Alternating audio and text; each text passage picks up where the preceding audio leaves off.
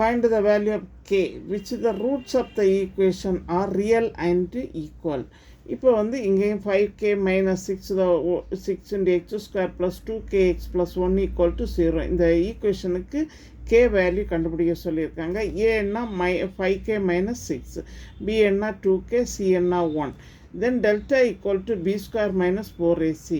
Then b square 2k the whole square minus 4 into a என்ன 5k minus 6 into c என்ன 1. இப்போ இது multiply பண்ணுங்க. 2 ஸ்கொயர்னா 4k square minus 4 into 5k 20k, 4 into minus 4 into minus 6 plus 24 equal to 0.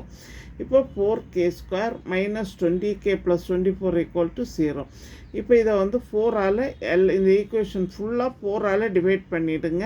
அப்போ k square 4 5s are 20, 4 6 are 24, 6 is equal to 0. இப்போ இந்த ஈக்குவேஷனை வந்து நீங்கள் ஃபேக்டரைஸ் பண்ணிவிடுங்க.